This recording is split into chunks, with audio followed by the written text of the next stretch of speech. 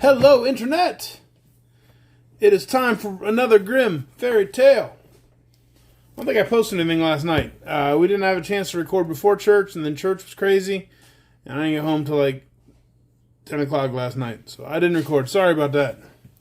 But tonight we're going to read The 7 Ravens. It's a short one, just a couple pages, so let's begin. There was once a man who had 7 sons, and still he had no daughter, however much he wished for one.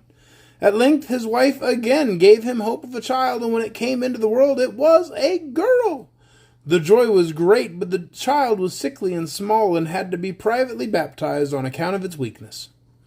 The father sent one of the boys in haste to the spring to fetch water for the baptism. The other 6 went with him, and as each of them wanted to be first to fill it, the jug fell into the well. There they stood and did not know what to do, and none of them dared to go home. As they still did not return, the father grew impatient and said, "They have certainly forgotten it for some game, the wicked boys." He became afraid the girl would have to die without being baptized, and in his anger cried, "I wish the boys were all turned into ravens." Hardly was the word spoken before he heard a whirring of wings over his head in the air, looked up, and saw 7 coal-black ravens flying away. The parents could not recall the curse, and however sad they were at the loss of their 7 sons, they still, to some extent, comforted themselves with their dear little daughter, who soon grew strong and every day became more beautiful. For a long time she did not know that she had brothers, for her parents were careful not to mention them before her. But one day she accidentally heard some people saying of herself that the girl was certainly beautiful, but that in reality she was to blame for the misfortune which had befallen her 7 brothers. Then she was much troubled, and went to her father and mother and asked if it was true that she had brothers, and what had become of them. The parents now dared keep the secret no longer, but said that what had befallen to her brothers was the will of heaven, and that her birth was not to blame. But the maiden took it to heart daily, and thought she must save her brothers. She had no rest or peace until she set out secretly, and went forth into the wide world to find her brothers and set them free, let it cost what it might. She took nothing with her but a little ring belonging to her parents as a keepsake, a loaf of bread against hunger, a little pitcher of water against thirst, and a little chair as provision against weariness.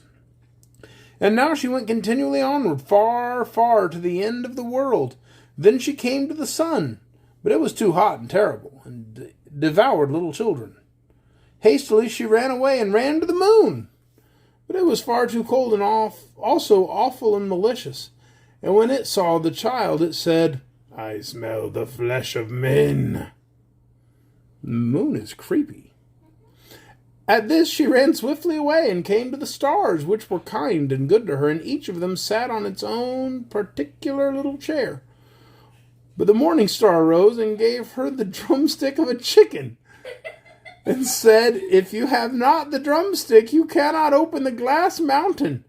And in the glass mountain are your brothers." What is happening? What is... You have to have the drumstick of a chicken presented to you by a star to open a glass mountain where there are 7 ravens who are also your brothers. That is not a sentence that I thought was ever going to come out of my face. But here we are. The maiden took the drumstick, wrapped it carefully in a cloth, and went onward again until she came to the glass mountain. Of course, right where the glass mountain is. You just look it up on Google Maps. The door was shut, and she thought she would take out the drumstick, but when she undid the cloth, it was empty, and she had lost the good star's present. What was she now to do? She wished to rescue her brothers, and had no key to the glass mountain. The good sister took a knife, cut off one of her little fingers, put it in the door, and succeeded in opening it. What? When she had gone inside, a little dwarf came up to meet her, who said, "My child, what are you looking for?" "I'm looking for my brothers, the 7 ravens," she replied. The dwarf said, "The Lord Ravens are not at home, but if you will wait here till they come, step in."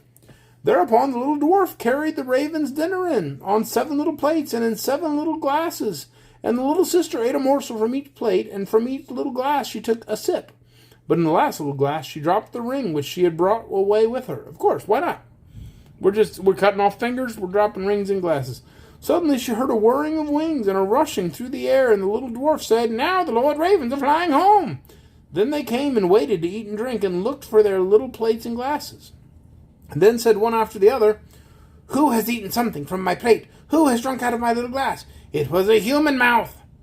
When the seventh came to the bottom of the glass, the ring rolled against his mouth. Then he looked at it, and saw that it was a ring belonging to his father and mother, and said, "God grant that our sister may be here, and that we shall be set free." When the maiden, who was standing behind the door watching, heard that wish, she came forth. And at this, all the ravens were restored to their human form again, and they embraced and kissed each other, and went joyfully home. That is the weirdest thing I've ever read. It is. You need the drumstick, but if you don't have the drumstick, just chop off your finger. That'll do. I don't know why any of this is supposed to make sense. But that's another Grimm fairy tale. Hooray! I'll see you Sunday night. Good night, Internet.